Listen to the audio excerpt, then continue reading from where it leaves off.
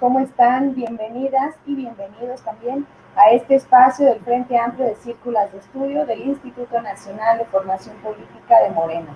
Hoy se encuentra con nosotras la doctora Karina Ochoa, que nos va a hablar sobre ética y feminismo, horizontes políticos. Pues nos da mucho gusto poder estar aquí con Karina Ochoa, que además es una referente para todas nosotras, para irnos guiando en este tema de ética y feminismo. Quiero comentarles que esta charla la realizamos hoy lunes porque pues ya estamos en esta semana de cierre de nuestro primer eje temático del plan formativo de las círculas de estudio, pero el miércoles seguiremos con la última círcula masiva de este plan. Entonces, estén muy pendientes para que podamos seguir replicando las círculas de estudio. También les comento que ya estaremos aplicando estas círculas que hemos estado intensamente trabajando todos estos meses. Ya estaremos también en territorio, así que igual las invito a que en la medida de lo posible podamos ya juntar a nuestras amigas, a nuestras familiares, a nuestras vecinas y que podamos armar estos espacios, estas círculas de estudio. Les voy a presentar a la doctora Karina Ochoa Muñoz. Es feminista, académica y activista mexicana, doctora en Desarrollo Rural por la Universidad Autónoma Metropolitana. Forma parte del Sistema Nacional de Investigadores de México. Actualmente se desempeña como profesora e investigadora de la UAM y forma parte del colectivo La Guillotina. En 2018 colaboró en los libros Conceptos clave en los estudios de género y de lo postcolonial a la descolonización, genealogías latinoamericanas. Y en 2014 fue coeditora de Tejiendo de otro modo, feminismo, epistemología y apuestas descoloniales en Abby Ayala. Muchísimas gracias, Karina, por estar con nosotras. De verdad que igual las compañeras han estado esperando este día. Y bueno, pues hola, ¿cómo estás? Bienvenida. Perdón que me haya tardado, pero entre tanto documento, la computadora y el micrófono me tardé en prenderlo. Pues primero agradecerles por la apertura del espacio y de este conversatorio, a todas las compañeras que participan de este foro. Ojalá que haya posibilidad de hacer de este espacio un espacio de conversación a través de sus comentarios. Yo el día de hoy, si bien el título es Ética Feminista, Horizontes Políticos, me interesa hacer algunos ejercicios, primero de contextualización, que creo que nos puede ayudar mucho a entender en dónde está el debate sobre los proyectos feministas que se despliegan en América Latina y cómo los escenarios han cambiado en los últimos 20 años, de tal suerte que algunas categorías de análisis que son muy comunes cuando hablamos de las apuestas políticas de los feminismos, pues tienen que ser de alguna manera reflexionados, repensados o revisados como mínimo, ¿no? Entonces, me gustaría hacer este ejercicio. Si en este primer conversatorio no da tiempo de llegar puntualmente a esta idea de la ética política feminista, quizá haya oportunidad en otra conversación organizada por las círculas,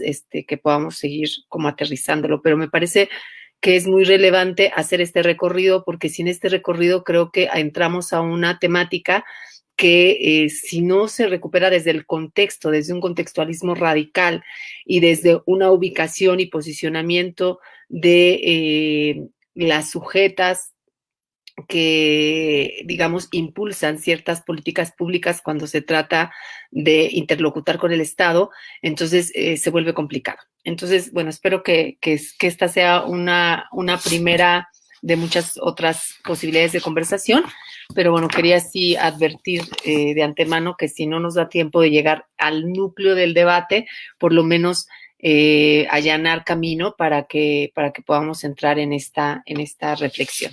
Entonces, bueno, si no hay más comentarios por parte de la compañera Betty, pues iniciaría la conversación. ¿Sí? Bueno, primero quiero mencionar que haciendo este intento de contextualismo radical, este esfuerzo por ir ubicando cómo se fueron, digamos, reposicionando las apuestas políticas dentro de los feminismos latinoamericanos, quiero decirles que la década de los 90 representa un parteaguas muy importante en este proceso. Primero, porque en el siglo XX la región latinoamericana vivió, como casi todas sabemos, un proceso de liberalización de las economías nacionales que se vio acompañado de acciones dirigidas a lo que en ese momento todavía en algunos países existía, que eran las dictaduras militares. En la década de los 90 hay un empuje de los llamados procesos de transición democrática. En México particularmente se habló de la transición democrática, a pesar de que en México no había una dictadura formal, digamos, pero había pues toda una tradición política que estaba asociada a un partido de Estado. Entonces, en los 90, bueno, a finales de los 80 y principios de los 90 empezamos a ver este proceso a nivel latinoamericano que además posibilitó la inserción de nuevas reglas del juego dentro de los estados latinoamericanos. Lo anterior se da a partir de presiones y negociaciones que instancias transnacionales e instancias internacionales generan con estos gobiernos latinoamericanos para que haya procesos de democratización que están acompañados de las llamadas políticas de ajuste estructural. Quizá esto que estoy comentando ya la mayoría lo conocen, algunas de ustedes a lo mejor lo vivieron, algunas lo conocen por referencia ya sea bueno, en las universidades o en los espacios de debate político, y es muy importante ubicar cómo a partir justamente de los 90s, en América Latina, 80s y 90s, en América Latina se empiezan a implementar lo que llamaríamos las políticas neoliberales, que también están acompasadas con los procesos, con el proceso de globalización. Breni Mendoza, que es una feminista hondureña, profesora de la Universidad Estatal de Los Ángeles, que además se inscribe también dentro del campo de los feminismos descoloniales, menciona, y lo leo literalmente, que la década de los 80s, considerada la década perdida en América Latina en términos económicos y sociales, se caracterizó paradójicamente por el sucesivo retorno de las democracias electorales. Es decir, la democracia retorna a Argentina en el 83, en Uruguay y Brasil hacia el 85, en Chile hacia 1988 y hasta el 89 en países como Paraguay. Y bueno, países como Perú y Honduras, las democracias electorales habían retornado unos años antes, en la década de los 80, nos dice Mendoza, ya que ya dando algunas luces de cómo la democracia electoral podía conservar, y esto es muy importante, nos dice Breni, las mismas funciones que los regímenes militares autoritarios y al mismo tiempo imponer el proyecto neoliberal. Es decir, los procesos de transición democrática, el retorno de las democracias electorales, de alguna manera cumplían la misma función que las dictaduras anteriores, con la diferencia de que las democracias permitirían la entrada de este nuevo proyecto de carácter neoliberal. Y en ese contexto, digamos, hacia los 90s, empieza lo que llamaríamos el proyecto de neoliberalización de los estados, que tuvo impactos tanto en el ámbito económico como en el ámbito político. Y fue el inicio de una etapa que traería consigo la implementación de políticas de apertura comercial, el tema de los libres aranceles y las políticas de reajuste estructural, que tienen impacto en los estados porque recordemos que los estados empiezan a generar un proceso de adelgazamiento de sus funciones. En el caso de México, por ejemplo, pues tenemos toda la experiencia de las ventas de las paraestatales, y esto lo estoy contextualizando porque también tenemos que entender cómo se está dando la apuesta política del nuevo gobierno en el contexto de un Estado que fue desmantelado desde hace 2 décadas y que tuvo impacto también en los movimientos sociales. Un impacto que tiene efectos muy, digamos, no quiero utilizar la palabra negativos, pero quiero decir que tiene influencias importantes y es de lo que quiero hablar cuando entre al tema de los feminismos y de ahí pueda saltar al tema de la ética feminista. pero que también tuvo efectos en el sentido de movilizar a sectores de la población que antaño no necesariamente eran sujetos visibles de la movilización. Pienso en las poblaciones afrodescendientes, en las poblaciones negras, que justamente en la década de los 90 empiezan una enorme movilización, particularmente hacia 1992, cuando se cumplieron los 500 años del mal llamado descubrimiento de América y que inicia, por ejemplo, la campaña continental 500 años de resistencia indígena, negra y popular a nivel de toda América Latina, de las Américas, diría además, y empieza a haber pues la emergencia de movimientos y de sujetos sociales y sujetos políticos que antaño no tenían visibilidad o que antaño no tenían preponderancia en el debate. Pero de igual forma, tenemos que hay un efecto importante en toda esta transformación que se está generando en la década de los 90, una transformación de ciertos sujetos y sujetas sociales y políticos que ya se habían posicionado en el terreno de la movilización social y que se ven impactados por estos efectos o como efecto de estas transformaciones dirigidas a la imposición del Estado neoliberal. En nuestro continente, como sabemos, y yo siempre lo he planteado, ha sido un laboratorio geopolítico desde 1492. Y esto que estoy narrando no es la excepción. En América Latina y en algunos países de África, este tipo de políticas se empiezan a implementar de manera temprana. Todas las políticas de ajuste estructural, todas las políticas de adelgazamiento del Estado, de pérdida, digamos, o de transformación de lo que se llamaba el Estado keynesiano o el Estado benefactor, pues tuvieron su primer efecto en América Latina. De manera más tardía llega ya estas políticas bastante más afinadas a Europa, por ejemplo. O sea, nosotros vemos que Europa llegan hasta los 2000, ¿no? Con las crisis que empiezan a tener con la Unión Europea a partir de la aplicación de políticas de corte neoliberal, pero que llegan prácticamente entre 15 y 20 años más tarde, donde se experimenta todos los efectos de estas transformaciones económicas, políticas, sociales, pues es en América Latina. Ahora bien, este escenario que es bastante conocido y que yo no quiero hacer un recuento que alargue la conversación, sino que ubique justamente cómo América Latina como laboratorio político de la radical reconfiguración del orden global, porque otra vez aquí hay un elemento muy interesante. Lo que pasa entre los 80s y los 90s no solamente se queda en el ámbito de América Latina.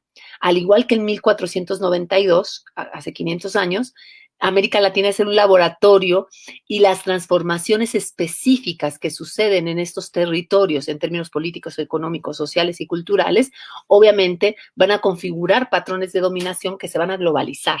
Y eso pasa nuevamente en estas décadas, entre el 80 y el 90. ¿Qué quiero decir con esto? Que el patrón de dominación colonial desde 1492 no ha cambiado, digamos. Es decir, 1492 representa el momento en que se gestan nuevos patrones de dominación a partir de la idea de racialidad, que no solo van a transformar la estructura organizativa, la estructura social, la forma de estratificación de las sociedades que son colonizadas, sino que son patrones de dominación que impactan directamente sobre esas sociedades, pero que también van a configurar la lógica de reorganización mundial o reorganización global del mundo. O sea, es una estrategia geopolítica. Nuevamente, 500 años más tarde, más o menos, entre los 80s y los 90s, vuelve a operar la misma lógica que ha sido un continuum en la historia mundial desde hace 500 años. En América Latina se practican, se operan todas estas políticas de corte neoliberal que tienen efectos sobre las realidades de las poblaciones de los países latinoamericanos, pero que van a configurar las nuevas políticas que reordenan geopolíticamente el mundo. Es decir, lo que pasa en América Latina va a ser un parteaguas y va a ser un referente que va a permitir que se extiendan, digamos, estas lógicas neoliberales en términos de lo que llamamos hoy globalización. O sea, que no solamente queda en la particular experiencia latinoamericana. Ahora, ¿qué pasa con los feminismos en América Latina a la luz de este proceso de transformación que se gesta con la implementación de las políticas neoliberales y con la gestación de lo que llamamos la globalización? Que tiene implicaciones muy importantes en términos de cómo se repiensa el orden civilizatorio moderno. Y esto es importante porque esto ahorita lo voy a anotar, pero es lo que nos va a permitir después entrar a la discusión sobre la ética feminista. Si se dan cuenta, yo estoy intentando trazar el debate no desde la discusión filosófica general, sino partir desde la parte más histórica, la parte más aterrizada, para poder dar el salto y no al revés, ¿no? Porque si no nos podemos clavar ahorita en la discusión más así general, pero no vamos a entender de dónde viene y dónde hace nudo, pues, el problema de la ética feminista cuando se trata de una realidad, digamos, manifiesta, ¿no? Entonces, esto que está pasando tiene que ver, sin duda, con con cómo se está reconfigurando el orden civilizatorio moderno. Incluso ustedes pueden recordar que justamente en esta década, cuando emerge el llamado posmodernismo, la llamada posmodernidad, ¿no? Todo el debate posmoderno, que es un debate generado desde el pensamiento crítico occidental. Obviamente el pensamiento crítico occidental no está pensando en la realidad latinoamericana y no está pensando en la historia que nos marca como pueblos latinoamericanos. Cuando nosotros hablamos de todo el debate que se da sobre la posmodernidad, justamente es un debate que, más allá de las implicaciones, digamos, concretas de estas nuevas lógicas económicas, está discutiendo qué está pasando con el orden civilizatorio moderno, que es ese gran paraguas que le da sentido a este sistema capitalista y que le da sentido a estas formas de gobierno y a estas transformaciones, de alguna manera, que se están dando en la década de los 90. Entonces, el debate de la posmodernidad, que habla del fin de los metarrelatos, que habla del fin de la historia, y que se está preguntando justamente si estamos ante el fin de la modernidad o si estamos ante una crisis recurrente de la modernidad, que al final lo que permite es reciclarse y permanecer, pues también tiene su efecto en un debate sobre el tema del capitalismo, ¿no? Entonces, ese es un otro nivel. Si se dan cuenta, hay varios niveles de la discusión, pero yo vuelvo al nivel contextual. En este contexto en el que se están dando estas transformaciones, vamos a encontrar en América Latina, como les decía, la emergencia de muchas voces de sujetos y sujetas que en otros momentos no habían sido visibilizados o que no habían sido visibles en la protesta social.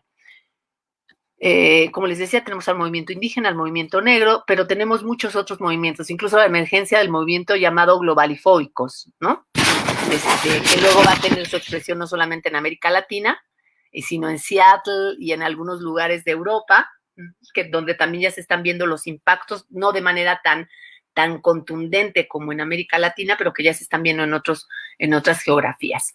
Entonces, en ese contexto, el movimiento feminista latinoamericano, y voy a hablar del movimiento feminista latinoamericano, considerando que existen muchas peculiaridades y muchos movimientos feministas y movimientos de mujeres dentro de los territorios latinoamericanos, de los países latinoamericanos.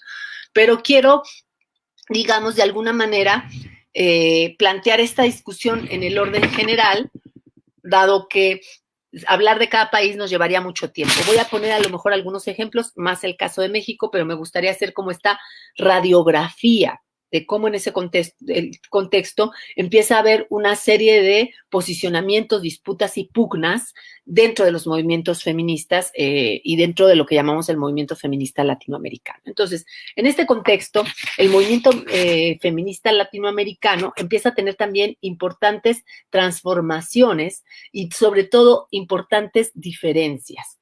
En la década de los 90, a la vez que estaban pasando todas estos cambios, se da también un auge de lo que fueron las ONGs, las organizaciones no gubernamentales, impulsadas fundamentalmente por financiadoras internacionales de los países del norte, es decir, los países colonizadores, o que vienen de una tradición de la empresa colonial.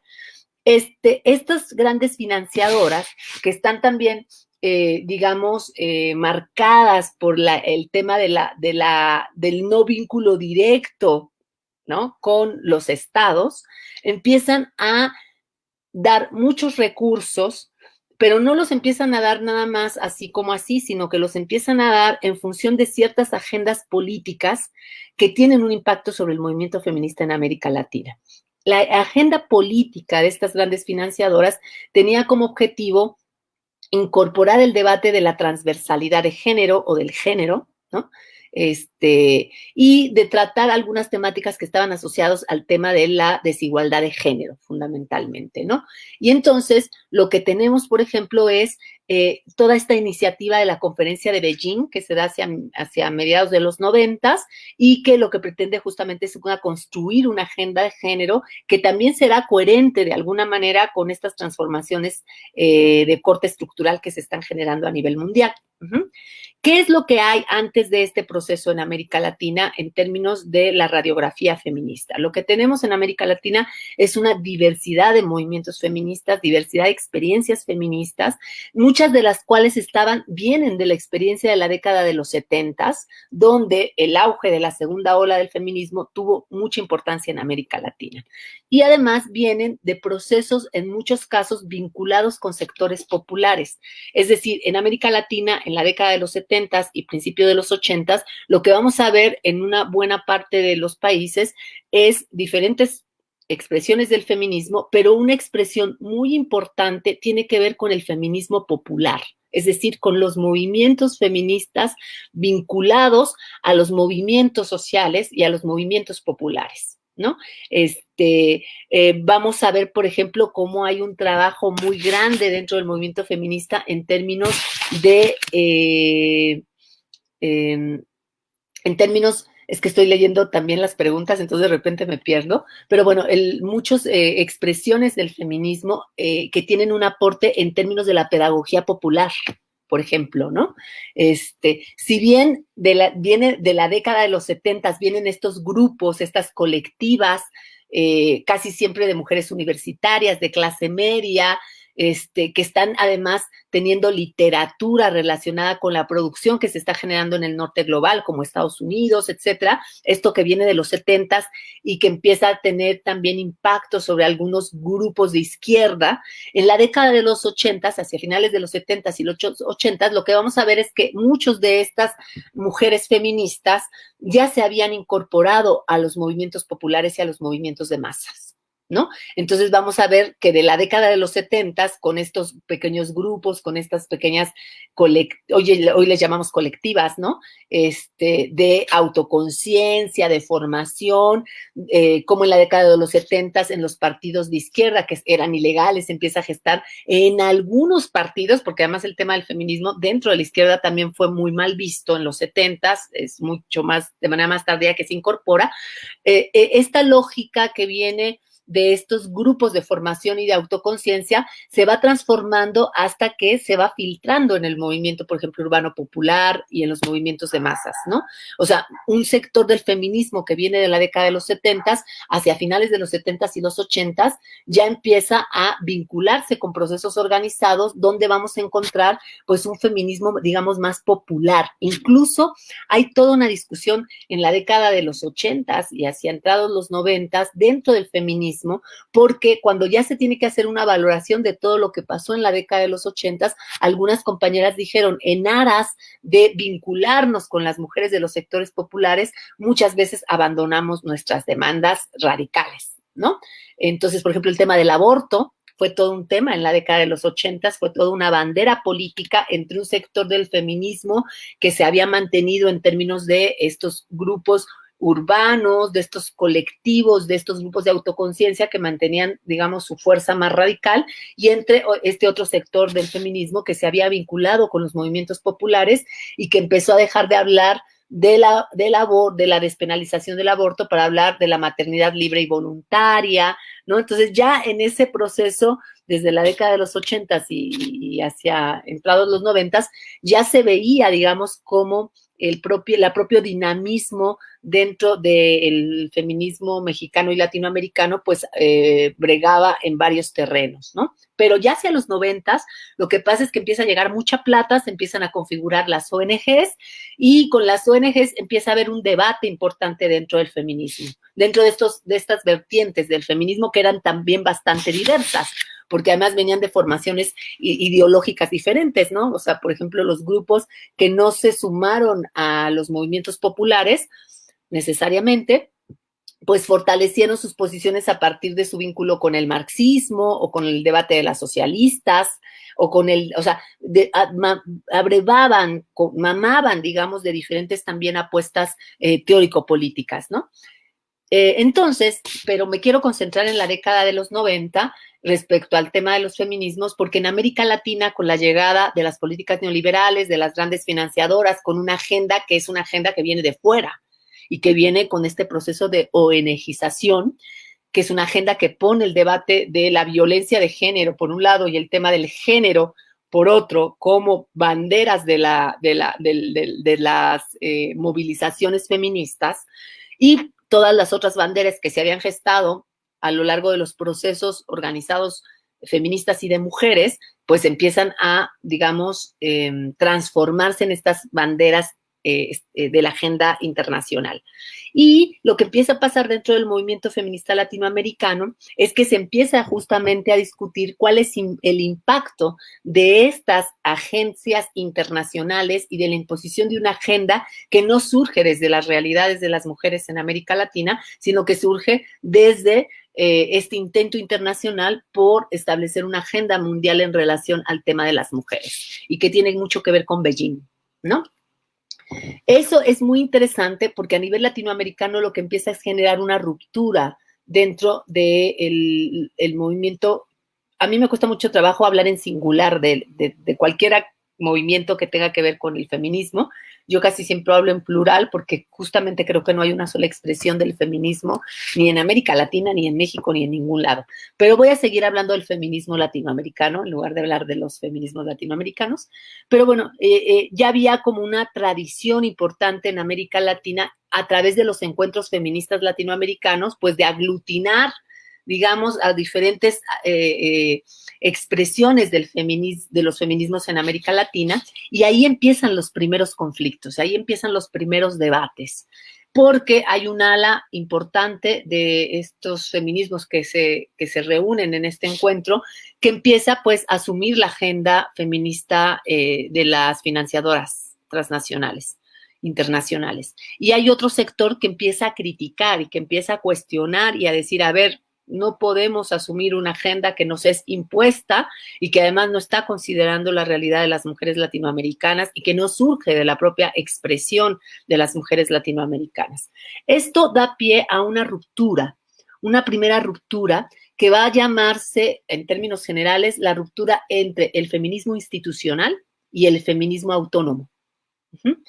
Esto a nivel general, aunque sus implicaciones en términos locales son muy diversas, porque muchas veces las disputas locales estaban por encima del debate regional de los feminismos, ¿no? En México particularmente, el levantamiento zapatista viene a darle otro giro a esta discusión. Si bien en México hay feministas autónomas muy, muy activas, digamos, en general, en su posicionamiento respecto a la crítica que hacen de que el feminismo latinoamericano asuma la agenda internacional de las financiadoras, que además son financiadoras que vienen con toda la lógica neoliberal, debo decirles, ¿no? O sea, y hay un proceso de crítica justamente a la ONGización del movimiento. Lo cierto es que estas compañeras que vienen del feminismo autónomo están muy involucradas en el movimiento zapatista. Lo paradójico es que las compañeras que están dentro de las ONGs y que, digamos, apuestan por recurrir a los recursos que ofrecen las financiadoras, abrazar la agenda y al mismo tiempo ese abrazar la agenda, sin lugar a dudas, también estaba teniendo implicaciones porque les permitía llegar a sectores sociales de mujeres con procesos de capacitación que fueron muy importantes, por ejemplo, con las mujeres indígenas. Muchos de los procesos de formación con mujeres indígenas, pues vienen financiados por estas grandes financiadoras internacionales, ¿no? Eso es lo paradójico. Esas mujeres también eran parte del zapatismo y también formaban parte del zapatismo civil, de lo que generó el zapatismo, del proceso de diálogo que generó el zapatismo. El caso mexicano es muy interesante y muy peculiar porque además de que están estas dos vertientes que se llamó institucional y autónomas, están también muchas expresiones de la movilización de mujeres en el ámbito popular que no se asumían feministas, pero que por supuesto abrazaban, sobre todo en el ámbito urbano, muchas de las preocupaciones que pues se manoseaban desde el ámbito del feminismo, ¿no? El tema, por ejemplo, de las mujeres que morían por abortos mal practicados, el tema de la maternidad libre y voluntaria, el tema también, pero no solamente de la maternidad en términos de la procreación, sino en términos también de la maternidad con hijos e hijas ante situaciones de precariedad muy grandes, ¿no? Entonces, había como temas que sí circulaban, digamos, y que hacían que las discusiones fueran muy, muy interesantes. Y por otro lado estaba la postura de muchas mujeres indígenas que confrontaban de manera directa a las propias feministas, autónomas y no autónomas, porque el discurso feminista tendía también a ser un discurso muy elitista, en el sentido de que el discurso feminista está basado en una concepción ilustrada que ve a la mujer como una mujer que es blanco-mestiza, en el caso de México, que es una mujer de urbana, de clase media, y que todas las otras mujeres que se configuran a través de otros marcajes de opresión, pues no entran dentro de esta apuesta teórico-política del feminismo. Y eso ya plantea un límite muy importante, que es justo el límite que abordan los feminismos descoloniales. Voy a hacer una pausa para preguntarles si no estoy siendo muy complicada, muy compleja, si hasta ahorita parte de la conversación está siendo clara o está siendo oscura, pero entendible. Me gustaría si hay algunos, si pueden utilizar el chat. Me dicen que cuando deslizo la hoja se oye muy fuerte, ¿verdad? Perdón, lo acabo de leer. Sí, hay unas preguntas. Primero, pues saludos ya a las compañeras y compañeros que están viendo esta charla. Saludos a Roxana Maldonado, a Guillermo García, a Elizabeth Ambrosio, Estrella Valdés, Eva y Adriana Salazar, también a Eric Ochoa. Y bueno, Eric nos comenta, nos hace una pregunta, creo que va muy de la mano en esta pausa. Ya nos hablaste tú como de esta diversidad de feminismos. Y Eric pregunta si actualmente predominan los feminismos burgueses o populares. Y también Roxana Maldonado nos pregunta que si la globalización apoyó en el reforzamiento de las políticas neoliberales en América. Ahorita esas son las preguntas, los comentarios nos dicen que se escucha muy bien, que está muy claro, muy clara la conversación, muy entendible. Y bueno, pues saludos también ahí a Blanca Martínez, que ya está conectada, a Esperanza Holguín, y al Frente Amplio Universitario, que siempre siguen nuestras charlas. Muchos saludos para ellas y ellos. Y Karen también ya está por ahí. Saludos, buen tema y muy bien explicado. Bueno, primero decir que los procesos de neoliberalización, o sea, los procesos de reformas estructurales que están asociados al neoliberalismo no están separados de ninguna manera del proceso de globalización. Por eso hacía referencia también a lo que pasa en 1492, porque en 1492 pasa algo similar. Los procesos de colonización no están separados de la configuración del sistema mundo moderno colonial capitalista. Es decir, la expresión del colonialismo en América Latina y sus efectos puntuales sobre la región latinoamericana. Bueno, en ese entonces no era América Latina, lo estoy diciendo así para efectos de entender a qué territorio me refiero. En ese momento, pues era Abya Yala, nombrado por los cunas de esa manera, o algunos le llamaron el nuevo continente, en fin, o sea, había nombramientos otros.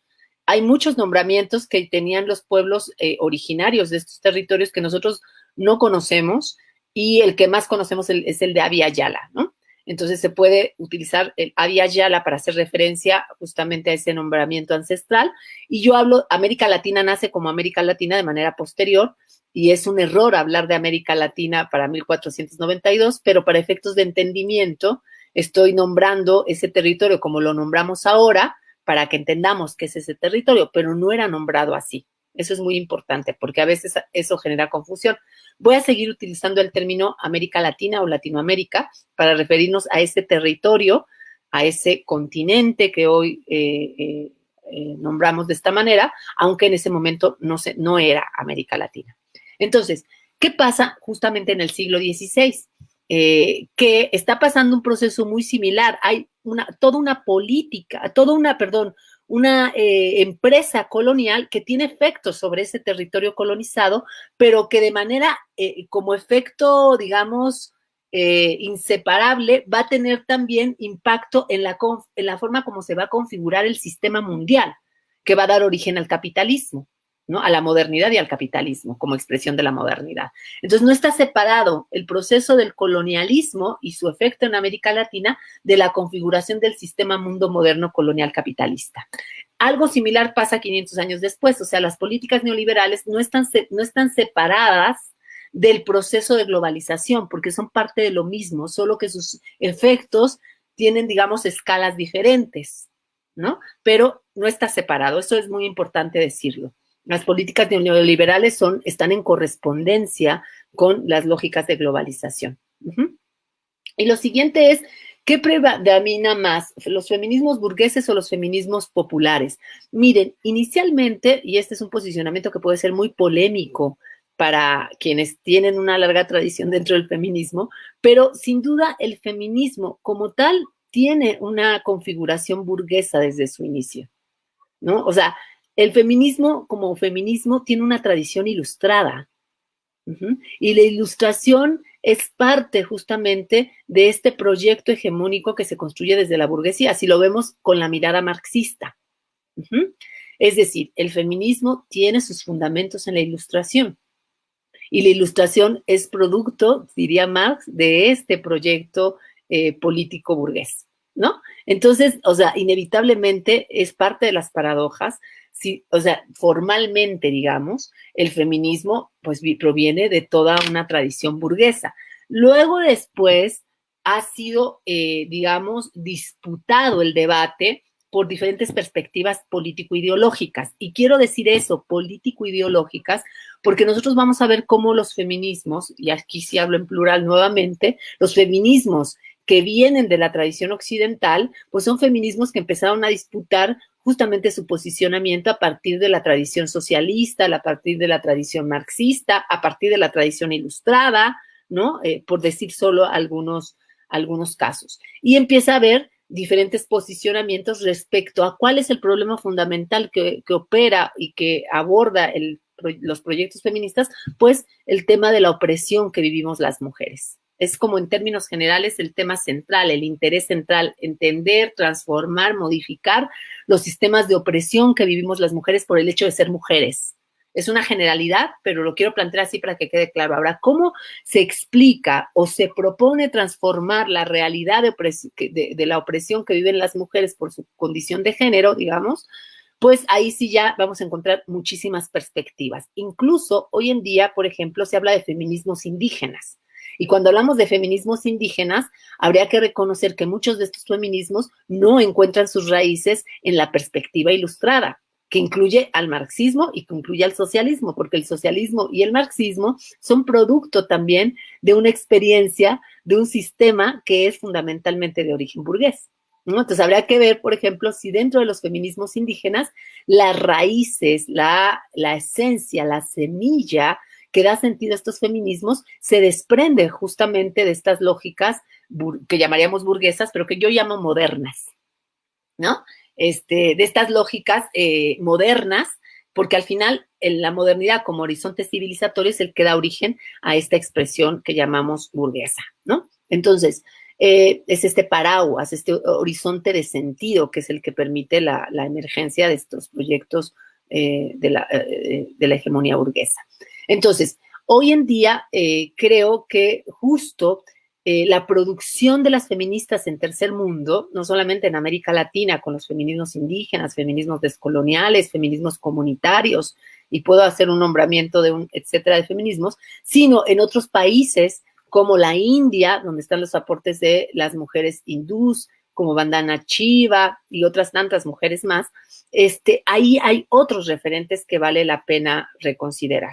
Ahora bien, muchos de estos feminismos que no se producen desde el corazón mismo de la bestia, sino que se producen desde las periferias a partir de nuestra experiencia y nuestra herencia colonial como sujetas colonizadas, también están permeados por 500 años de colonialismo, ¿no? Entonces también hay una marca indeleble que a veces es difícil distinguir. Creo que esto ayuda a entender cómo incluso en las experiencias puntuales de los feminismos populares en América Latina, no en todos, no quiero generalizar, pero bueno, hay ciertas tendencias dentro de los feminismos populares, es decir, las feministas que, por ejemplo, en México hubo muchas feministas que en la década de los 80, viniendo de estos feminismos, ya sean marxistas, socialistas o ilustrados, en los 80 deciden embarcarse, las dos, embarcarse y embarcarse, en los movimientos populares, especialmente en el movimiento urbano popular. Ustedes recordarán que en la década de los 80, después del 85 fundamentalmente, después del temblor, hay una emergencia importantísima del movimiento urbano popular en la Ciudad de México. Y recordarán que además las mujeres que murieron, las costureras que murieron porque no las dejaron salir de su lugar de trabajo, que además era ilegal, en fin, el icono de estos digamos, de esta maridaje entre movimiento feminista y movimiento urbano popular es el caso de las costureras que murieron en el 85, ¿no?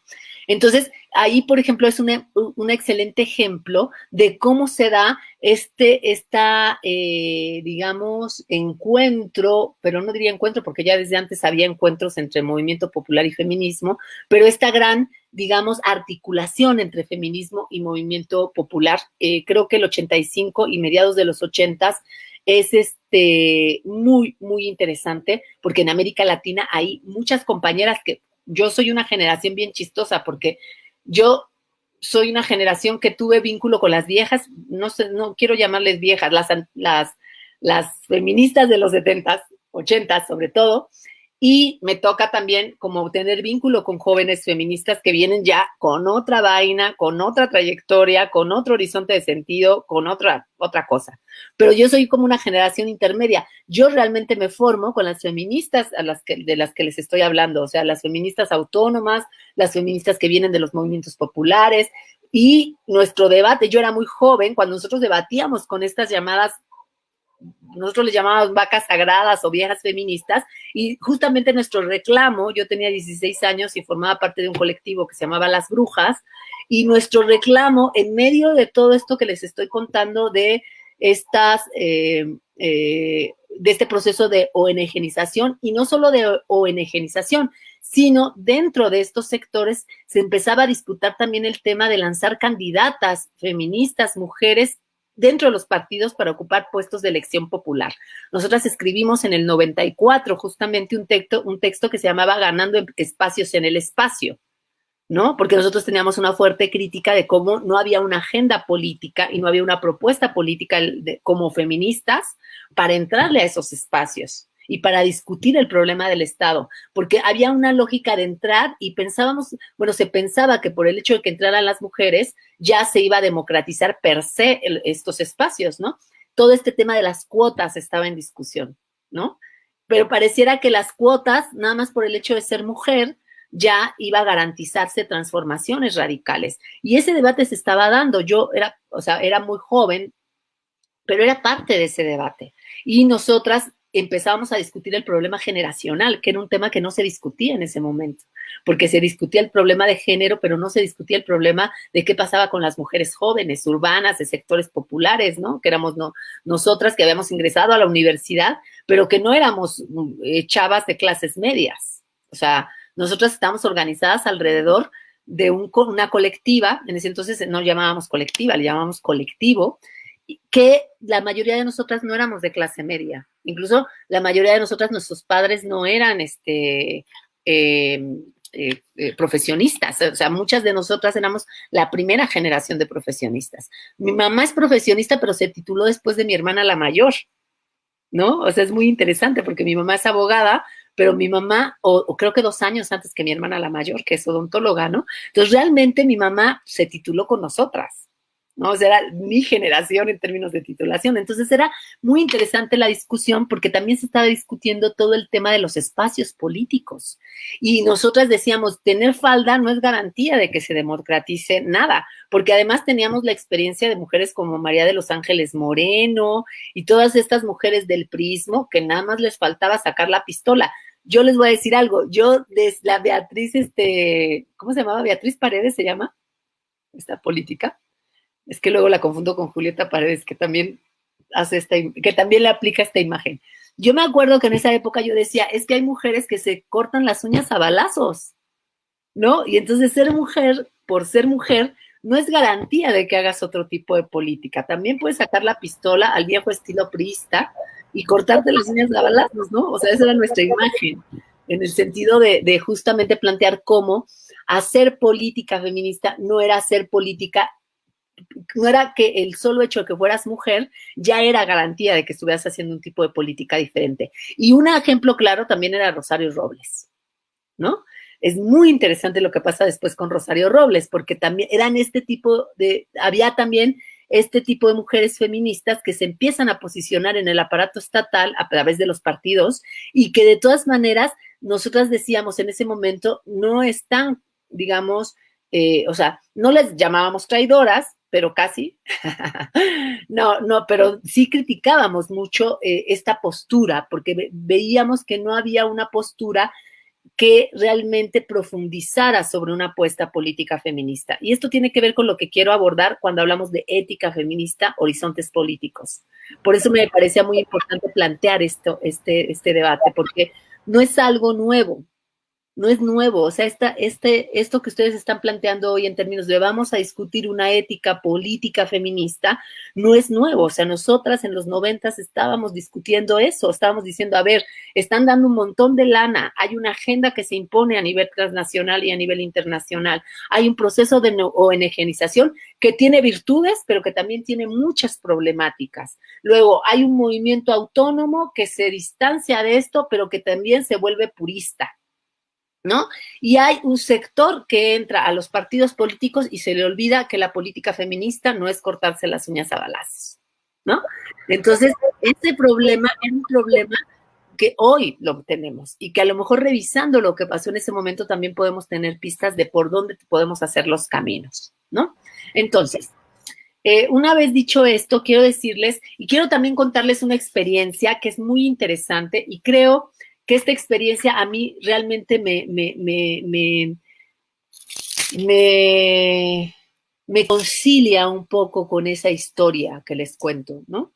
Con esa historia donde, bueno, estaba todo este debate, pero también estaba un movimiento popular muy fuerte en México, un movimiento que fue impulsado por el zapatismo, yo le llamo zapatismo civil, ¿no? Porque sin duda nos sentíamos parte del zapatismo, pero no éramos el ejército zapatista ni tampoco éramos las comunidades en Chiapas, pero había una movilización impulsada por esa organización político-militar y por las expresiones de esta organización en el ámbito nacional, pues yo me atrevo a hablar de zapatismo civil.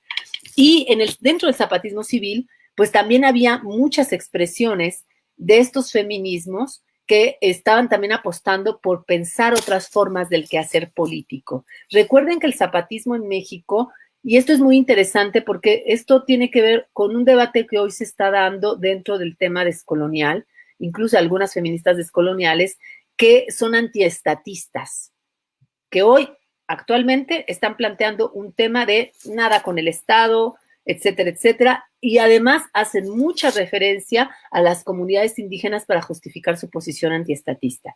Y aquí hay una trampa, porque, y hacen referencia a la autonomía zapatista de manera muy recurrente, pero sin contextualizar. Por eso hacer contextualismo radical es tan importante, porque si no, abstraemos del contexto y entonces podemos utilizar muy fácilmente la autonomía zapatista como la alternativa única. Y lo que se nos olvida cuando no contextualizamos es que el zapatismo inicialmente no apostó por la autonomía. El zapatismo inicialmente lo que apuesta, el primer llamado que nos hace a todos lo que llamó sociedad civil, era a que discutiéramos el proyecto de nación al que estábamos aspirando. La primera Convención Nacional Democrática fue en la Selva y la segunda, que fue en Querétaro, ya más formalizada, el EZLN pone sobre la mesa de discusión el tema de a qué proyecto de nación aspiramos. Y eso implicaba a qué proyecto de Estado. Y entonces nos dice algo genial, que nadie peló, pero que era genial en ese momento.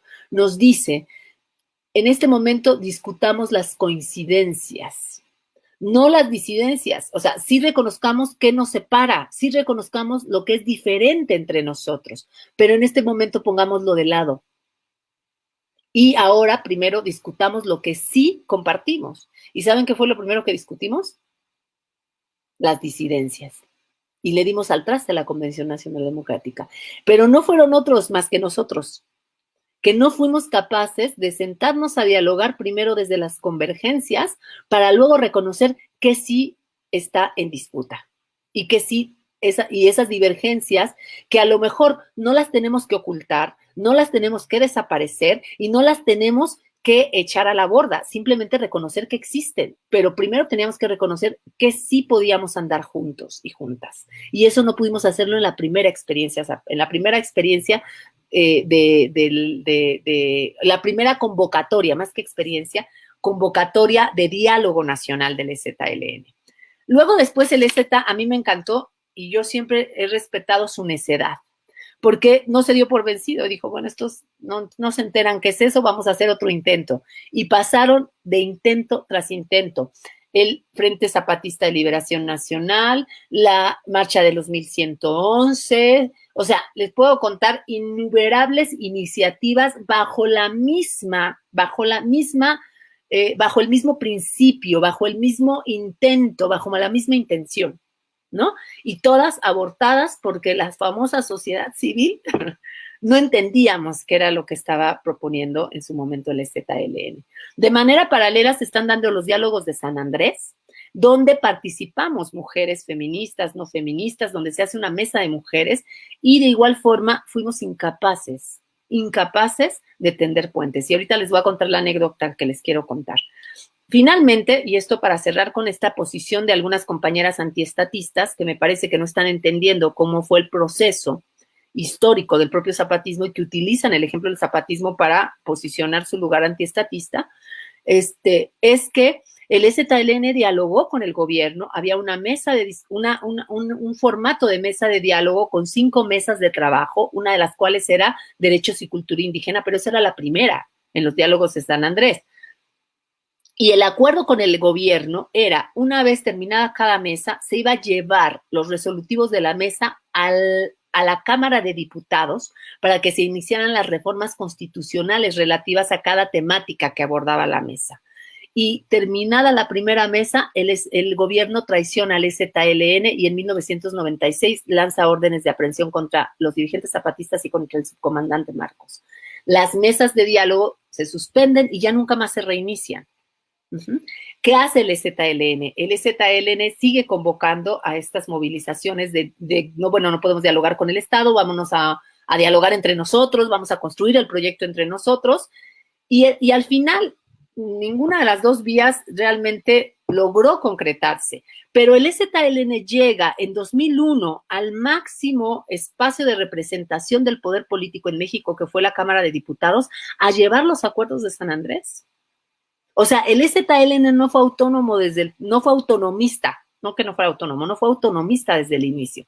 El EZLN se vuelve autonomista después de que todas las puertas que tocaron fueron cerradas. Y todas las puertas que tocaron fueron puertas institucionales y puertas de la movilización legal y pacífica. Cuando llega la autonomía es porque después de todos esos procesos de traición, de que le cerraron las puertas en San Lázaro, el EZLN dice, bueno, pues Si el Estado no está dispuesto, nosotros lo vamos a armar. Y ahí empiezan las juntas de buen gobierno y los caracoles, que no son otra cosa que una autonomía que genera contraestado, pero como referente está el Estado, porque no se llamaron juntas de los acuerdos extraterrestres, se llamaron juntas del buen gobierno. Con lo cual el referente del Estado sigue presente porque lo que se está generando es una contrahegemonía en términos también de contraestado. Pero al final el Estado es un referente, porque aunque es contra, sigue siendo referente, porque eran juntas de buen gobierno. Y esto es lo que muchas compañeras no entienden. Por eso es importante entender la historia, por eso es importante partir también de los contextos. Voy a regresar a la anécdota y luego voy a regresar a este recorrido para que después demos el salto, si es posible, porque nos queda media hora, al tema de la importancia de una ética política feminista, porque desde una ética política feminista, justamente nos ahorraríamos, digamos, no sé si nos lo ahorraríamos porque somos muy necios y necias los seres humanos, pero por lo menos tendríamos otros horizontes de sentido. Quizá si entendiéramos esto, este debate que hace 20 años teníamos, cuando decíamos es que ser mujer no es garantía de que se haga otro tipo de política, porque nosotras podemos cortarnos las uñas a balazos también, ¿no? O sea, ya no la utilizas para otra cosa, sino para cortarte las uñas, pero sigues utilizando la pistola, ¿me explico? O sea, esa era la metáfora. Quizá nos pueda ayudar a entender cómo es necesario construir una ética política, no solo una ética feminista, sino una ética política desde otros horizontes de sentido, nos tendría que ayudar a transformar nuestro quehacer político, porque entonces tendríamos que entender la política desde esa ética política, desde esa ética.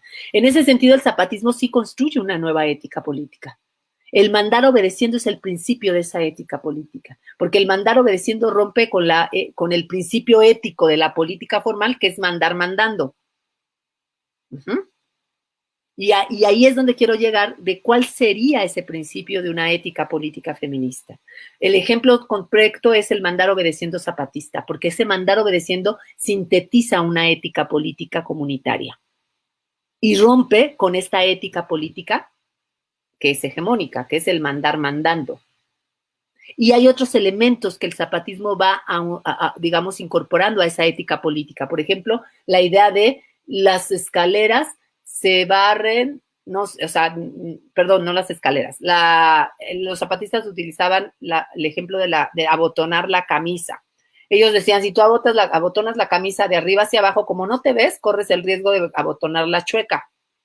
Pero si la abotonas de abajo hacia arriba, no hay riesgo de que te equivoques. Entonces empiezan a hablar de la política desde abajo. O sea, hay elementos que configuran esa ética política, que son metafóricos, algunos de ellos, como el que les estoy contando, ¿no? Pero que otros son muy concretos.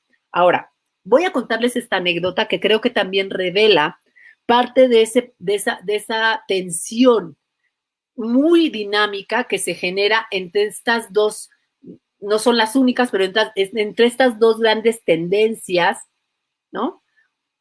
Pero no son las únicas, que se generan dentro de los movimientos feministas latinoamericanos o regionales, nacionales, y que se empiezan a expresar en estos procesos. En el 90 y tantos, no me acuerdo bien qué año, si fue 96, 97, 92, no me acuerdo, tuvo que haber sido entre el 93 y el 97. Se genera un espacio de reflexión impulsado por algunas académicas feministas del CIESAS, donde convocan a mujeres indígenas de Guatemala, de Nicaragua, de El Salvador, de México, bueno, es fundamentalmente Centroamérica. Y yo, como además siempre tuve yo tuve una gran fortuna, siempre estaba en todos lados, no sé por qué, siempre me enteraba y siempre estaba y siempre me invitaban y estaba articulada de tal manera que siempre terminaba apareciendo en muchos espacios y siendo parte de muchos foros, ¿no? Entonces, no me acuerdo por qué yo llegué a ese foro, la verdad, porque yo no era académica, ¿no? O sea, yo era estudiante, pero pues sobre todo era activista y tampoco es que la academia me encantara, pero sí me interesaba mucho el debate, ¿no? Y para nosotros era una preocupación tener debates políticos de altura, ¿no? Entonces sí nos formábamos y sí discutíamos. Pero bueno, la cosa es que llegamos al CIESAS. Ya me acordé, llegué con compañeras de Guerrero, ya me acordé. Entonces, compañeras indígenas de Guerrero. Y entonces ahí se dio una discusión bien interesante, que fue una discusión también, que yo en ese momento leí como una discusión de carácter generacional. Y hoy entiendo que no solo pasaba por el problema generacional, que sí pasaba por el problema generacional, pero no solo pasaba por el problema generacional. Era un debate en torno a los horizontes de sentido que construían proyectos políticos. Y yo no lo entendí en ese momento, lo entendí muchos años después. Y era una discusión entre jóvenes guatemaltecas, jóvenes, que eran realmente jóvenes, chicas de 19, 20 años, y mujeres mayores, también guatemaltecas, que tenían ambas activismo político en las comunidades rurales en Guatemala. Entonces, hay que ubicar, estas mujeres jóvenes eran chicas que se habían formado con las ONGs y que muchas veces trabajaban dentro de las ONGs porque las becaban o les ayudaban, o había sido la posibilidad de que salieran de su pueblo para ir a estudiar y se vinculaban a una ONG, en fin, había como un proceso ahí de movilidad generacional que era muy interesante y que no es casual, porque en las comunidades indígenas el tema de la edad genera jerarquías muy importantes. Y ser joven a veces también genera mucha problemática en términos de la movilidad social. No es casual.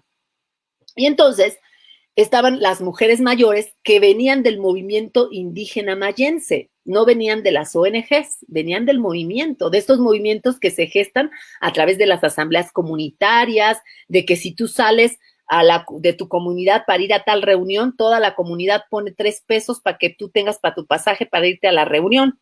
O sea, venían de otra experiencia organizativa, de otra experiencia y además mucho más forjadas en términos de esa experiencia política, porque eran mujeres mucho más mayores, muchas de ellas viudas que habían podido insertarse en esa movilidad política porque pues ya eran viudas o ya eran mayores, entonces ya no había también todo el peso comunitario respecto a la acción de estas mujeres. Mujeres sabias, también eso es cierto. Mujeres que además estaban vinculadas a la partería, a la medicina tradicional y muy vinculadas al pensamiento mayense, ¿no? Y entonces empieza la discusión y entonces las compañeras mayores empezaban a hablar de cómo había que recuperar el horizonte de sentido. Ellas no hablaban de horizonte de sentido, esto lo estoy traduciendo yo, pero había que recuperar la cultura maya, ¿no? Entonces había que recuperar todo el sentido de la dualidad, o sea, de verdad estaban planteando mucho de lo que ellas trabajaban. Y entonces una compañera más joven decía, bueno, compañeras, pues mucha dualidad, pero en las comunidades a las compañeras las matan a palos. ¿Y dónde está su dualidad mayense? Y son comunidades mayas. Y todas eran mayas las que hablaban entre ellas, ¿no? Y entonces, obviamente, las chicas jóvenes hablaban de violencia de género.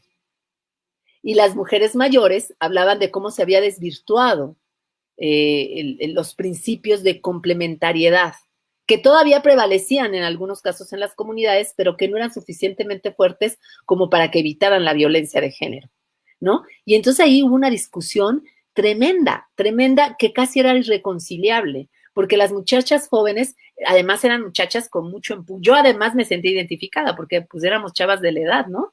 Y entonces había mucho empuje, mucha rabia, mucha intención de cambiar, mucha intención de decir las cosas como son. Entonces, no, aquí lo que hay es violencia, aquí no vengan con dualidad y no vengan con complementariedad, ¿no? Y las mujeres mayores, pues mucho más serenas, o sea, con otra forma, otra cosa. Yo hoy lo veo. Eso a mí me impactó muchísimo en ese momento, porque yo evidentemente me identifico con las mujeres jóvenes, ¿no? Yo decía, no, sí, las matan a palos, a ver, saquen los guantes de box y vamos a darle, ¿no? Pero yo tiempo después fui entendiendo el proceso, o sea, ese ejemplo me ayudó también a entender cómo fue cambiando mi mirada.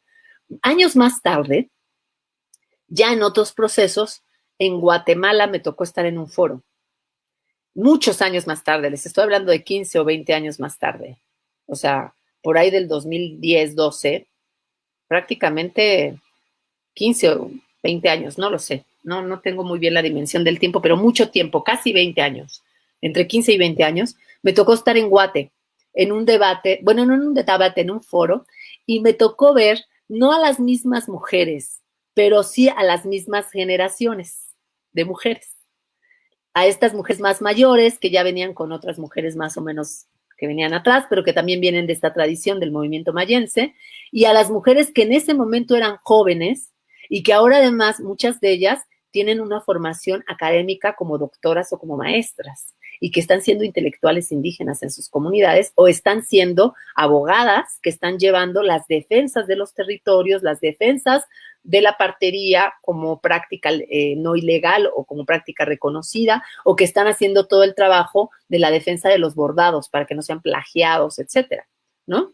Esas jóvenes que antaño pues estaban en el tema de las ONGs, pero que como resultado de eso tuvieron la posibilidad de formarse fuera de sus pueblos, incluso fuera de sus países, porque muchas de ellas se fueron a hacer maestrías y doctorados gracias a las becas que el PNUD daba, o sea, que las grandes financiadoras transnacionales les dieron. Pero luego regresaron a sus países y en sus países esas mujeres no pudieron entrar a la academia porque la Universidad de San Carlos es absolutamente racista. Y como no entraron a la academia, esas mujeres regresaron a sus pueblos y se incorporaron a los movimientos que venían gestando las mujeres mayores.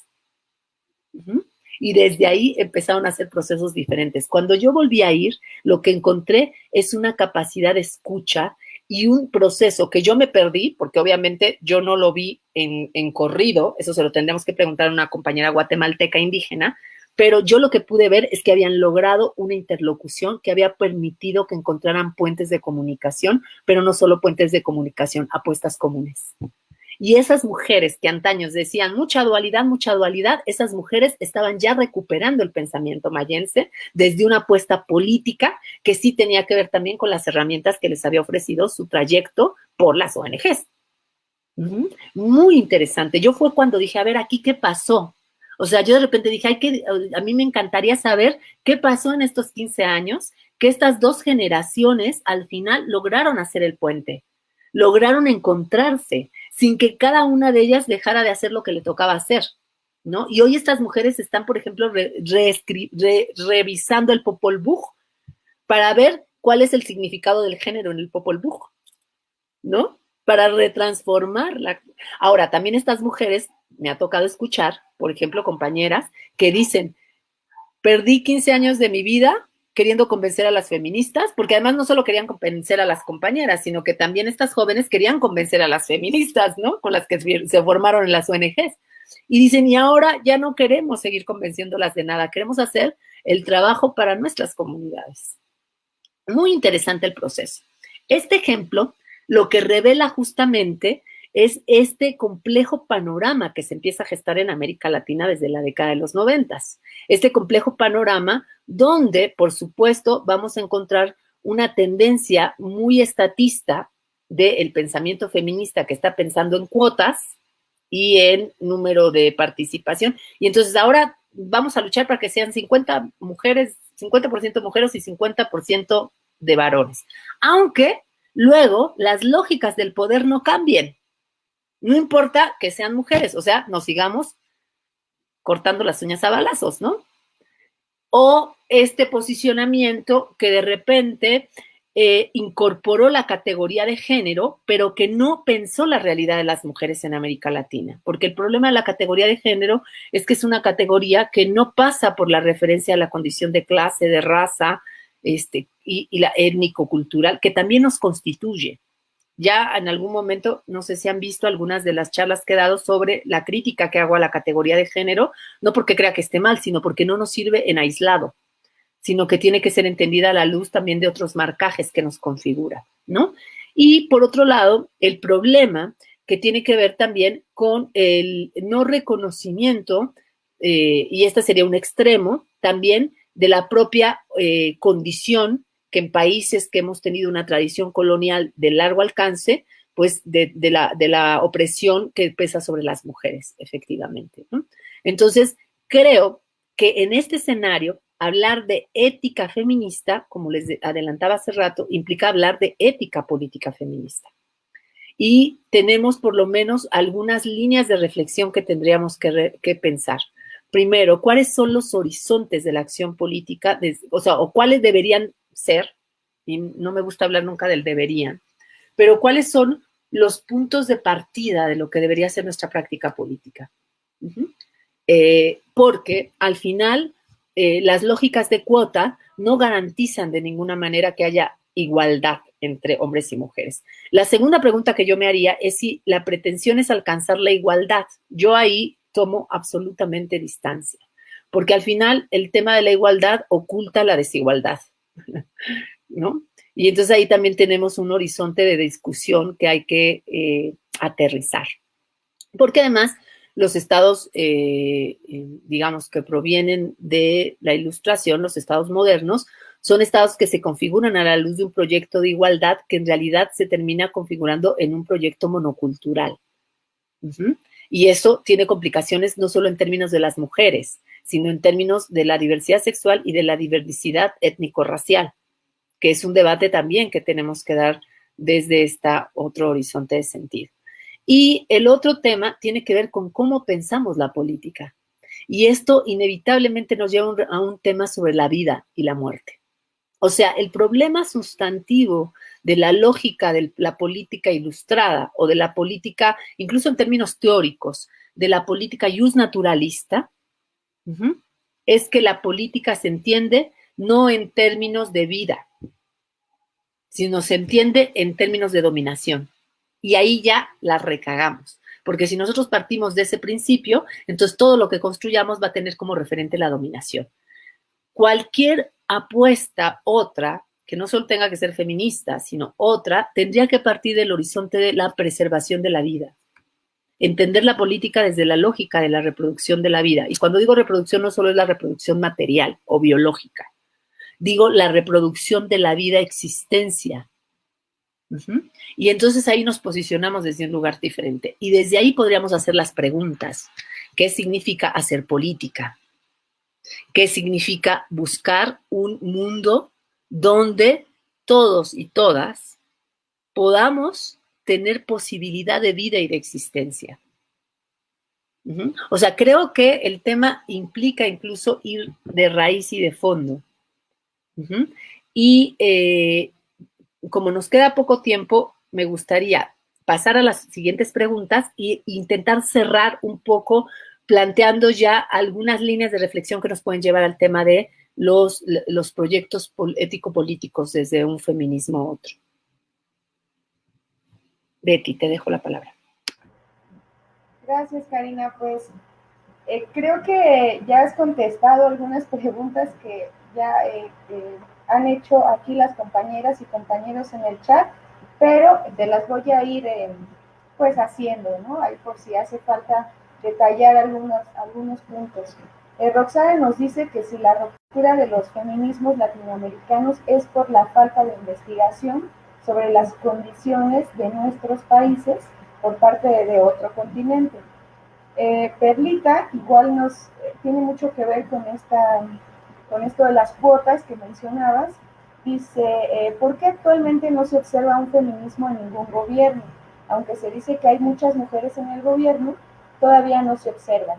¿Qué pasa con las mujeres que logran estar en un lugar donde pueden cambiar algo y finalmente no lo hacen? Will nos dice, ¿se podría decir entonces que las luchas de la izquierda latinoamericana es feminista por el compromiso contra la opresión del sistema vigente de capital? Más.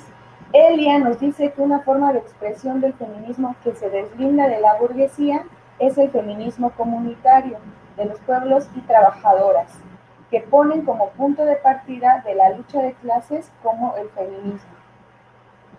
¿Qué más? Y Roxana nos dice, la discriminación social, el racismo, machismo, misoginia, colonialismo y la falta de paridad de género persiste y es difícil, más no imposible, lograr cambios en el pensamiento generacional, político y social. Esos son hasta ahorita los comentarios, las preguntas. Creo que todos estamos muy interesados en lo que nos estás contando y que además has planteado debates bien importantes, ¿no? en esta charla. Bueno, voy a ir con algunas ideas que me parecen centrales para irlas desmontando, ¿no? La idea de si las luchas de la izquierda son feministas, no necesariamente, porque como decía en algún momento, uno de los núcleos o nudos de casi todos los feminismos tiene que ver no solo con la explicación, sino la trascendencia de los sistemas de opresión sobre las mujeres. Entonces, Las izquierdas pueden tener, y esta es parte de la discusión originaria de la primera y la segunda ola del feminismo, pero en especial de la segunda ola, porque las izquierdas pueden tener perspectivas de trascender las opresiones de clase, pero no consideran la opresión de género, ¿no? Ahora bien, no, el problema con el feminismo clásico o hegemónico es que considera la opresión de género, pero no considera el tema de lo racial, de lo imperial, ¿no? Como elemento sustantivo también de estas opresiones de género que nos constituyen. Porque al final el problema es que estas opresiones o estos marcajes, como le digo yo, no están separados. O sea, estas opresiones se co-constituyen. O sea, la opresión de género no está separada de la opresión de raza, ni de la de clase, ni de la de edad, porque depende también de la configuración del sujeto que le atraviesan esos marcajes y esas opresiones. Por ejemplo, yo siempre digo, doy este ejemplo, perdón, aunque sea reiterativo, para mostrarlo. Por ejemplo, la categoría de género como categoría es una lámpara. O sea, la categoría como noción es una lámpara que nos ayuda a alumbrar, esa es la pretensión, un cuarto oscuro, o sea, una realidad. Pero una lámpara no va a alumbrar toda la realidad, es una lámpara. Quizá para que alumbre toda la realidad necesito 20 lámparas, o sea, para que alumbre todo el cuarto oscuro. Pero si yo solo tengo una lámpara, voy a alumbrar una parte de ese cuarto. Entonces, yo agarro la lámpara de género. Y esto tiene que ver con la pregunta que hacían sobre el tema de la investigación, si lo que falta es investigación. El problema de la academia es que investiga, pero la academia no existe, en el sentido de no genera existencia necesariamente, ni tampoco genera existencia experiencia. Y ese es el problema más fuerte, que no quita que haya que hacer investigación. Pero bueno, haciendo el ejemplo es, agarro la categoría de género, que es mi lámpara, alumbro sobre una realidad y solo me va a mostrar una faceta de esa realidad. Entonces, la categoría de género me va a mostrar la faceta. Entonces, voy a poner un ejemplo. Una relación desigual es la de un migrante varón a Estados Unidos, latinoamericano, es más, hondureño, o sea, centroamericano, ilegal, que trabaja como jardinero en una mansión de Malibú.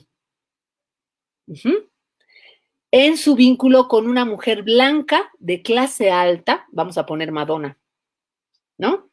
En su relación, que es su patrona, y que es una hipermillonaria y que es una blanca y que además es una mujer. Si yo utilizo la lámpara de género, ahí la voy a recagar. ¿Por qué? Porque la condición de clase de Madonna, de raza y de ser patrona, o sea, de relación laboral, mata ser varón, porque además ese varón es un varón racializado, es un varón ilegal y es un varón que es su trabajador. Y entonces la categoría de género no me da rastro de nada, porque la relación desigual entre un hombre y una mujer en abstracto nos da la explicación feminista de que las mujeres estamos oprimidas, pero en la realidad, a mí que no me digan que Madonna está oprimida por el hombre hondureño, ilegal, racializado, etcétera, o sea, como te lo cuento. Ahora, en otra circunstancia, a lo mejor la condición incluso de género de ese hombre está por encima de la condición de clase, raza, y condición laboral de esa mujer multimillonaria. A lo mejor en una agresión sexual.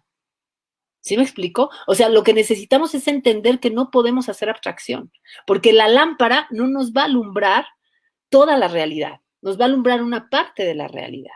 Para que yo entienda en una relación entre Madonna y el trabajador que les estoy diciendo, tengo que sacar la lámpara de clase, la lámpara de raza, la lámpara de migración, o sea, un montón de lámparas que me permitan tener un panorama mucho más amplio de esa relación que se está generando o de esa realidad que se está generando. Por tanto, la categoría de género, esa es parte de la crítica que hacemos a la categoría de género, cuando la tomamos en abstracto. El segundo elemento es cuando nosotros nos clavamos en la herramienta, o sea, en la lámpara. Y entonces yo creo que analizar la lámpara es analizar la realidad. Perdón, no. La lámpara es la lámpara. Y entonces yo no puedo confundir la lámpara con la realidad, ¿no? Y entonces nos la pasamos haciendo deliberaciones impresionantes para hacer políticas públicas en torno a la lámpara.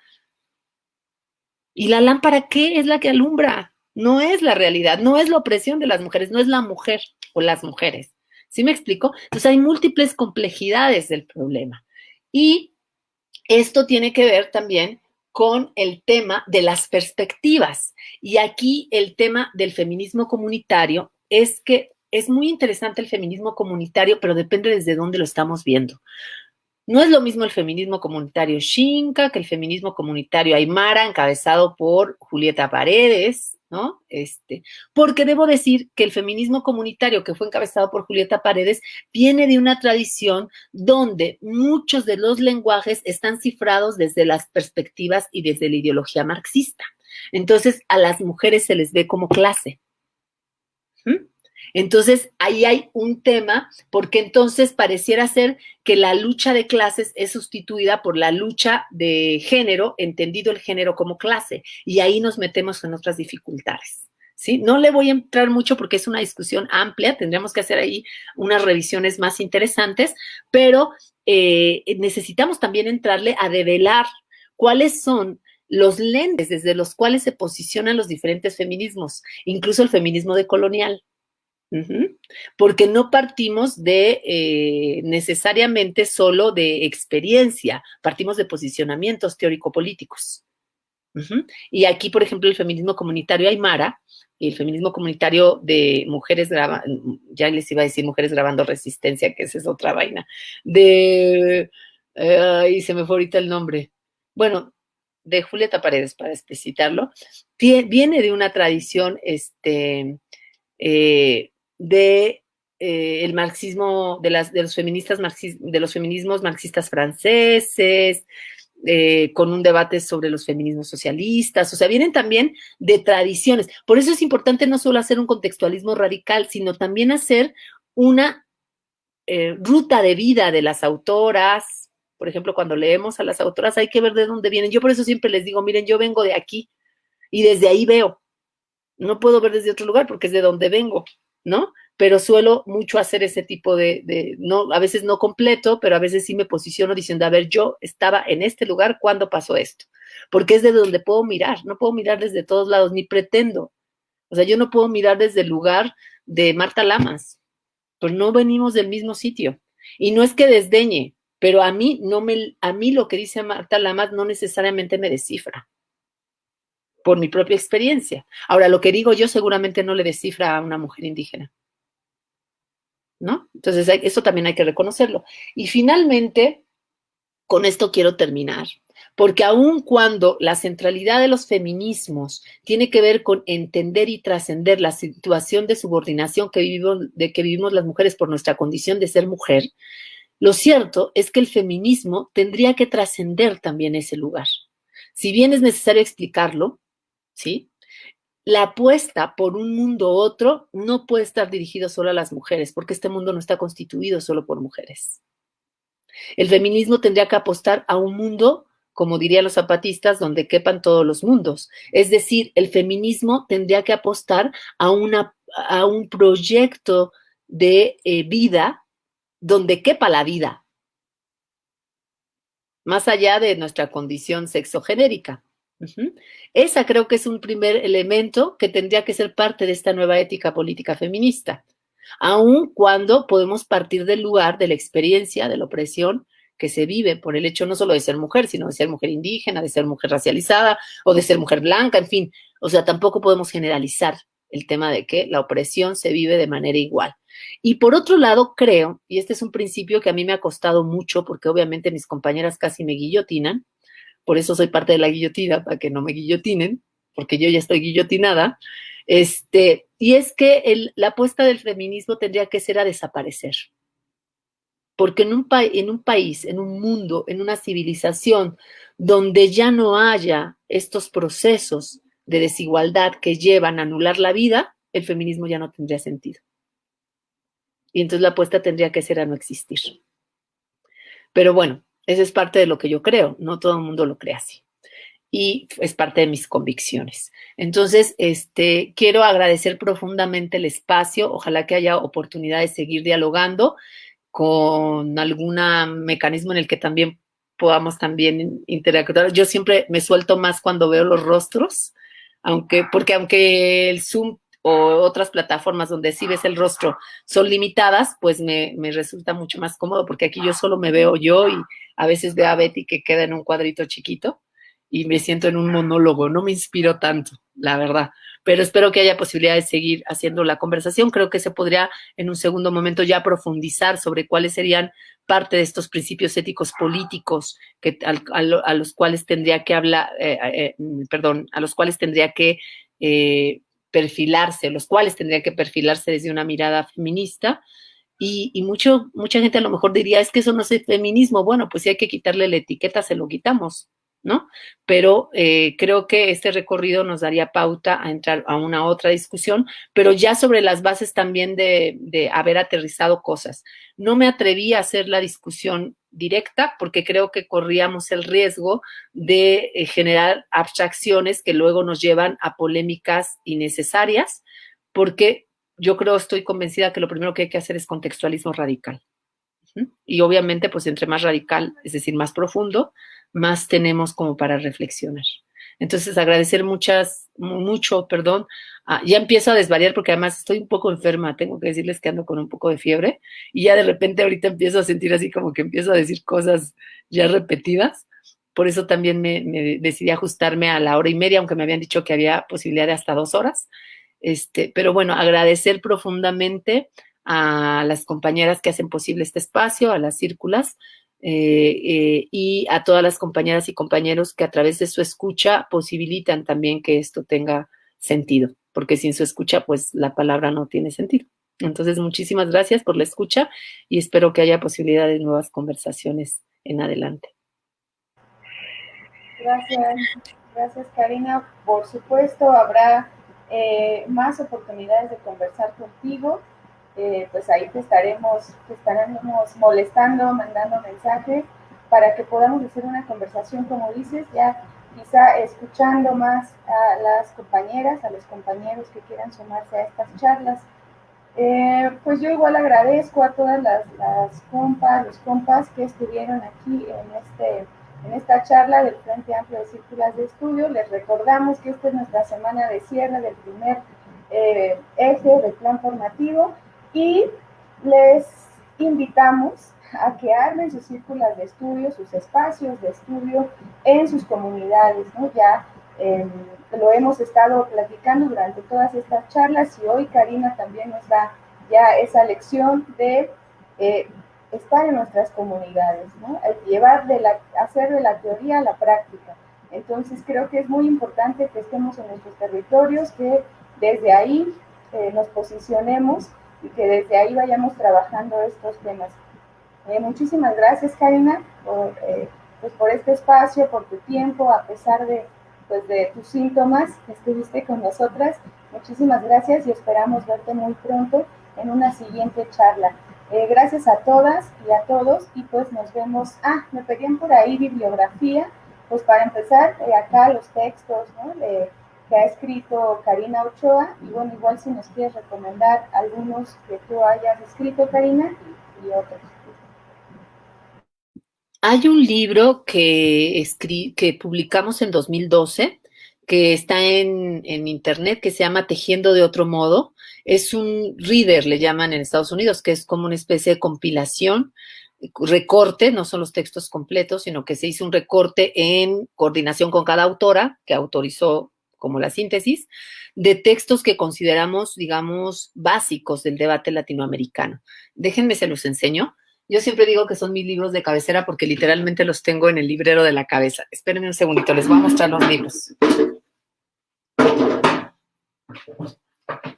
Muy bien, igual les comento que también ese libro está en la biblioteca de la ciencia.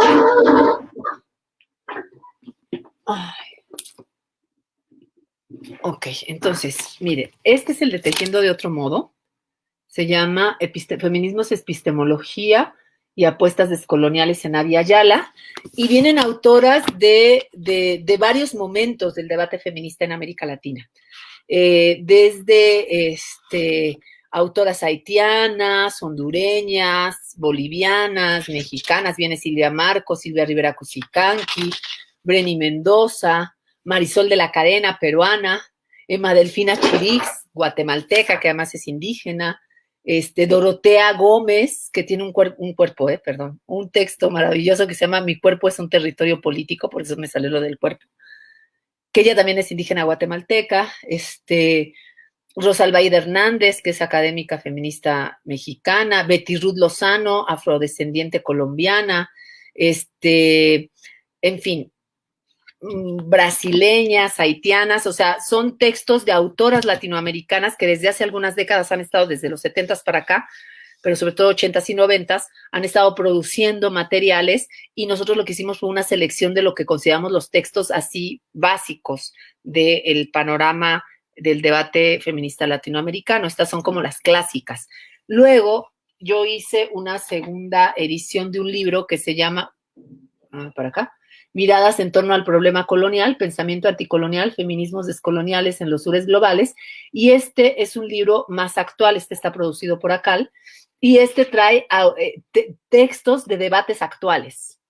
Y además son autoras mucho más jóvenes, por supuesto, o sea, son autoras, no son ya las clásicas, aunque sí vienen algunos textos de clásicas, viene también un texto de Breni Mendoza, de Aura Cumes, de Silvia Marcos, pero vienen también autoras jóvenes, relativamente jóvenes, como Natalia Cabanillas, viene, por ejemplo, Doris Di Farnezio, que trabaja todo el tema de lo descolonial y el arte, viene también Alejandra Londoño Bustamante, afrocolombiana, también joven historiadora, feminista, Andrea Álvarez Díaz de Chile, que tiene todo un debate sobre los discursos racistas de las mujeres aymaras.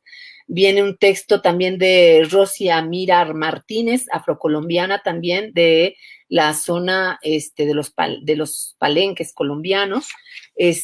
María José Pérez Sainz, un debate de Guatemala interesantísimo. María Teresa Garzón, también colombiana, o sea, pero son, digamos, feministas que están discutiendo más la actualidad, digamos, desde la perspectiva de colonial, y muchas de ellas son más jóvenes y menos conocidas que las que vienen en este libro, ¿no? O sea, digamos que la segunda parte es como más la actualización del debate. Y yo les recomendaría para una mirada crítica justo sobre el papel de las financiadoras y las implicaciones que tuvieron las financiadoras internacionales, no en América Latina, sino en el norte de Marruecos. Eso se da hacia los 2000, o sea, 10 años más tarde, por eso es tan interesante también. Un texto que se llama La cárcel del feminismo, hacia un pensamiento islámico descolonial, de Sirin Abdelbi Sibay.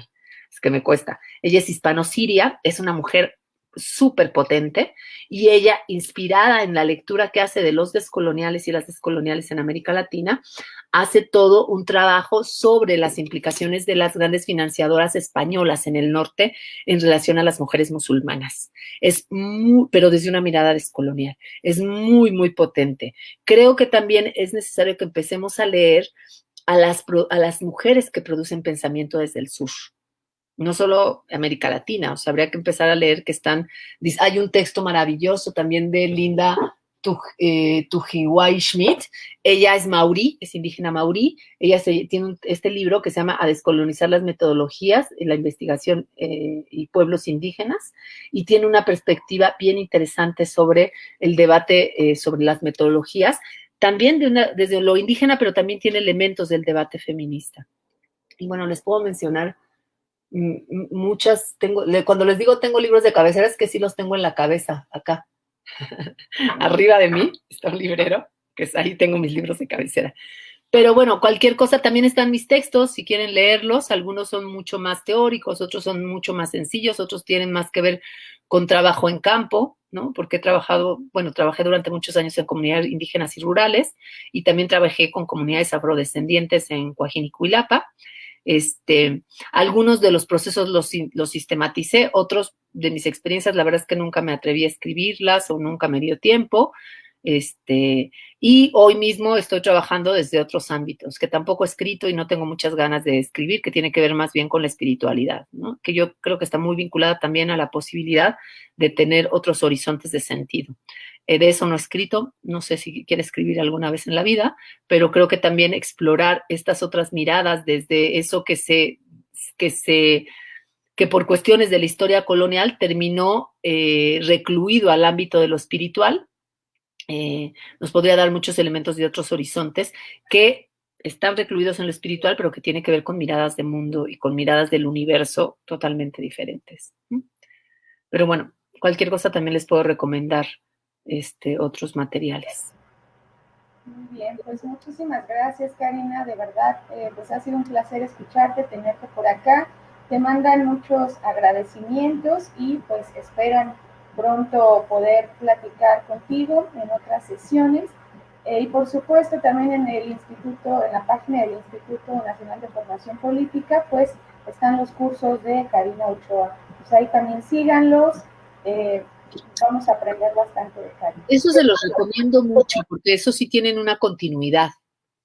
Son 3 o 4 cursos, no me acuerdo, pero o sea, eso sí tienen momentos diseñados para darle continuidad a la reflexión. Y se van a dar cuenta justamente que hago estos zigzags, ¿no? Entre debates muy, muy teóricos y de debates de repente más políticos, pero bueno, ahí sí se plantea como parte de la perspectiva que yo hablo de las ontologías políticas de la liberación. Muchísimas gracias. Y de la dominación, las ontologías políticas de la dominación, para entender las ontologías políticas de la liberación. Gracias. Muchas gracias, doctora Karina, pues la estaremos ahí molestando para las siguientes sesiones. Y pues una vez más, gracias a todas y a todos quienes estuvieron presentes en este en vivo. Nos vemos el miércoles a las 6. Igual hablaremos sobre ética feminista. Entonces, pues aquí nos veremos y a replicar esta información, a replicar estas círculas, a trabajar desde nuestros espacios, desde nuestros territorios. Muchísimas gracias, Karina. Nos vemos en la próxima.